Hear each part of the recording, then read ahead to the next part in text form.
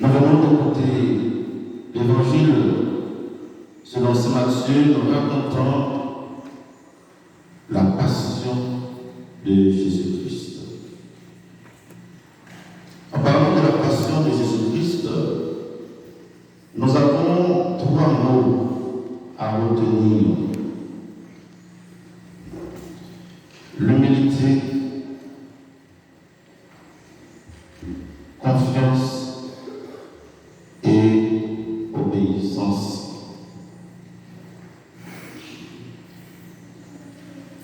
Jésus, comme il a dit lui-même, je suis doux et humble de cœur. Et c'est Paul dans sa lettre aux Philippiens que nous avons écouté, chapitre 2, nous parle de ce rabaissement de Jésus. Lui qui était de condition divine. Ne garde pas jalousement le rang qui l'égalait à Dieu. Il s'est rabaissé. En vivant dans l'obéissance et jusqu'à la mort. Jésus, qui est fils de Dieu, accepte de laisser son trône céleste pour venir habiter parmi nous, pour venir partager notre condition humaine, pour venir partager le quotidien de notre vie. Il s'est humilié. Il est devenu esclave de tous. Il se fait doulos, serviteur. Je ne suis pas venu pour être servi, mais pour servir et donner ma vie en rançon pour la multitude. Jésus se fait tout petit, lui qui est grand. Devant sa passion, son arrestation et son jugement et sa condamnation, Jésus n'est pas ébranlé. Au contraire, c'est lui qui domine la situation. Jésus ne se laisse pas dominer par qui que ce soit. Jésus ne se laisse pas dominer par sa situation de condamnation. Il domine la situation. Parce qu'il a fait confiance à son Père. Jésus était un homme confiant. Il savait pertinemment que son Père ne pourrait pas le mentir ni le trahir. Il savait pertinemment que son Père ne pouvait pas l'abandonner. Il a eu une confiance totale. Jésus a développé une confiance absolue dans son Père. Malgré les accusations, les mépris, il est resté ferme, debout. Il affronte le mal, il affronte le mensonge, il a affronté la mort.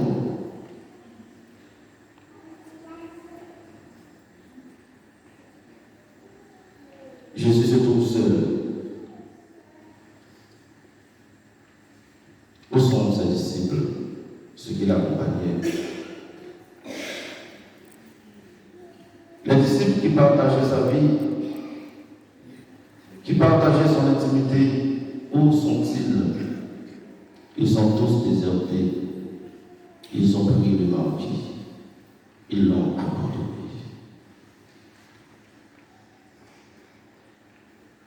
Où sont tous ces gens que Jésus a guéris, consolés? Où sont-ils? Jésus se trouve seul.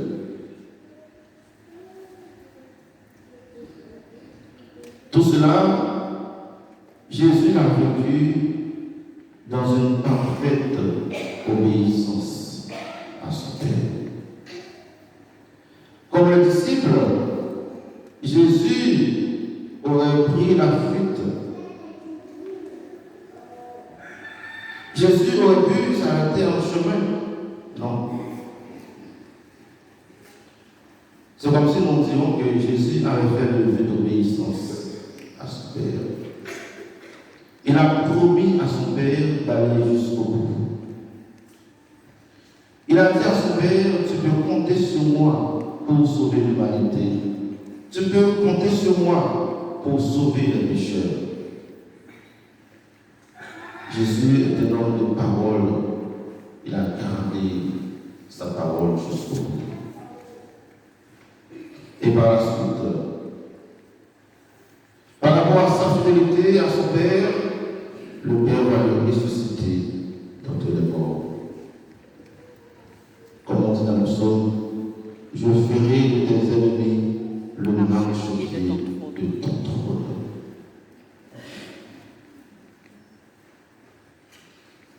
Par la résurrection de Jésus-Christ, nous sommes amenés à comprendre que Dieu le Père n'avait jamais abandonné Jésus dans sa tribulation. C'est vrai, Jésus, dans sa dimension humaine, avait crié sur la croix, mon Dieu, pourquoi m'as-tu abandonné? C'est le cri de tous les pécheurs. C'est le cri de tous ceux qui pensent qu'ils sont abandonnés quand ils sont en situation difficile. C'est le cri de chacune de nous. Quand nous comptons sur les amis, sur les parents, sur les proches, sur quelqu'un, et même sur Dieu, et quand nous nous trouvons dans une situation, on ne voit personne. Ce cri de Jésus sur la croix, c'est le cri de l'abandonné, le cri d'un persécuté, le cri d'un méprisé, le cri d'un condamné. C'est le cri d'un désespéré. C'est le cri de chacun et chacune de nous.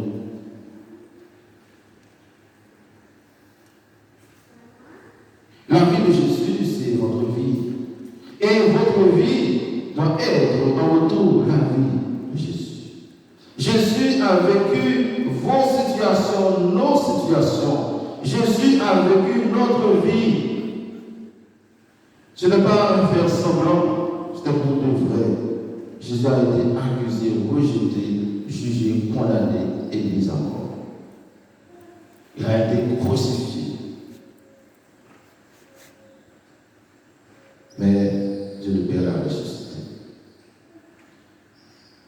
Qu'est-ce que cela dit à chacun de nous aujourd'hui? Est-ce que la vie de Jésus nous dit quelque chose?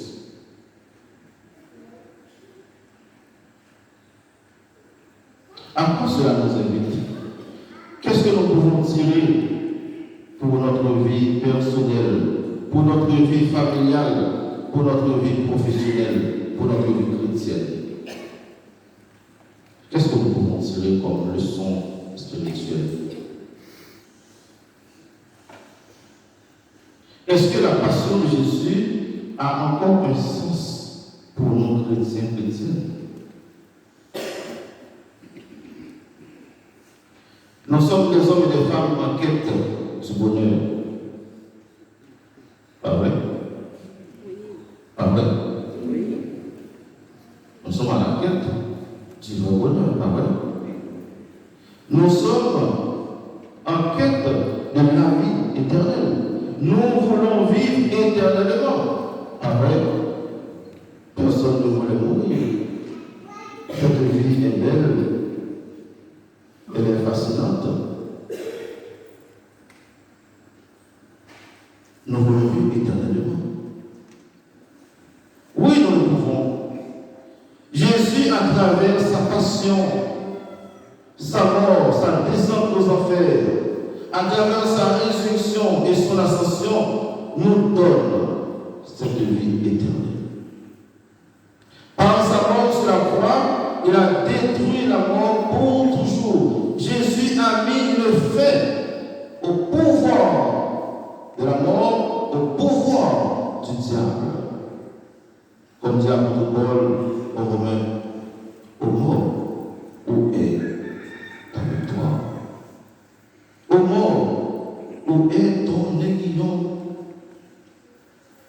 Jésus, en mourant sur la croix, que c'est bien-aimé, a détruit la mort et nous a rendus à la vie.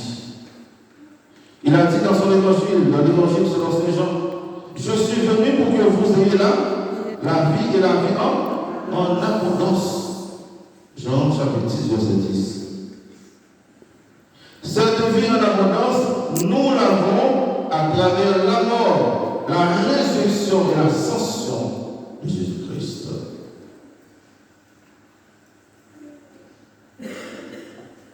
Si nous voulons donner un sens à notre vie de femme, d'homme et de chrétien, nous sommes invités à nous plonger dans la mort de Jésus-Christ pour ressusciter avec lui. Beaucoup d'entre nous, nous sommes des condamnés. On nous condamne, on dit des mensonges sur nous. On nous abandonne. Des amis qui partageaient nos vies au début, quand l'économie était bonne, quand tout allait bien, quand il y avait la santé. Et maintenant, où sont-ils, ces amis? Des enfants pour qui nous avons dépensé tout notre avoir. Aujourd'hui, où sont ces enfants qui n'appellent même pas pour avoir de vos nouvelles? En regardant la vie de Jésus, frères et sœurs bien-aimés, nous sommes invités à garder confiance en Dieu. Chacun de nous peut trouver sa part dans la vie de Jésus. À travers la passion du Christ, le Seigneur nous invite à garder confiance. Il ne faut pas vivre comme des désespérés. Quelle que soit nos situations, il y a toujours une issue. Il y a toujours une porte de secours. Cette porte de secours, c'est qui? C'est le Christ. Il a dit, je suis la porte. Je suis la porte. Quand toutes les portes sont fermées, quand nos amitiés, nos amis, nos proches, nos frères et sœurs nous abandonnent, quand nous appelons au téléphone, on ne nous répond pas. Quand nous frappons à toutes les portes, on n'ouvre pas. Il y a une porte qui est toujours ouverte, c'est Jésus-Christ. À travers sa résurrection, il nous redonne cette vie. Et aujourd'hui, frères et sœurs bien-aimés, nous sommes invités à garder la foi en Jésus-Christ. Cette vie éternelle que nous espérons, Jésus nous la donne à travers sa mort et sa résurrection. Jésus nous donne la clé de la porte du ciel. À travers sa mort et sa résurrection, Jésus nous connecte, ou encore nous reconnecte avec Dieu le Père. Il nous donne le code secret pour entrer en connexion réelle avec Dieu.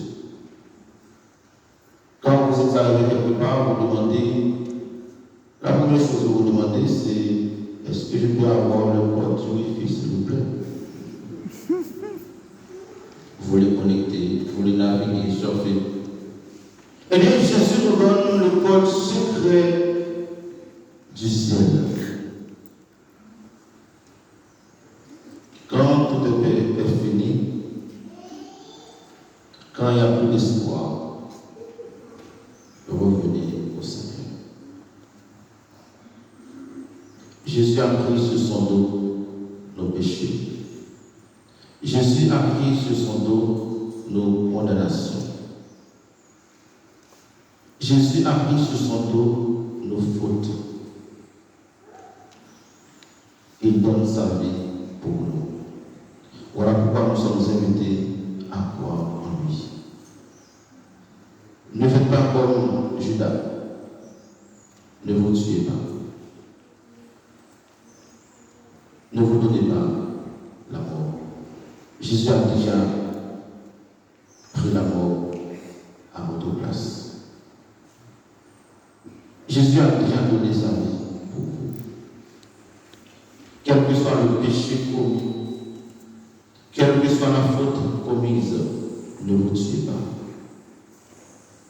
Quelle que soit la situation dans laquelle vous vous trouvez, frères et sœurs bien-aimés, ne vous donnez pas la mort. C'est mieux de faire comme Pierre, de pleurer pour demander pardon à Dieu. Parce qu'à travers Jésus, il vous donne le pardon. Il n'y a pas de cas perdu pour le Seigneur. Avec le Christ, il y a toujours un chemin de retour. Voilà, pendant cette semaine, nous sommes invités à nous connecter à Jésus-Christ, à confier à Jésus nos vies, nos problèmes, nos situations, nos chagrins, nos doutes, nos deuils, nos reniements, nos trahisons. Nous allons confier tout cela à Jésus-Christ. Et en même temps, nous allons lui demander de nous envoyer son Esprit Saint pour que nous soyons des hommes et des femmes vivants, pour que nous soyons des chrétiens et des chrétiennes vivants. Ainsi, nous pourrons aller proclamer sa victoire, nous pourrons aller proclamer notre victoire. Qu'il en soit ainsi. Au nom du Père et du Fils et du Saint.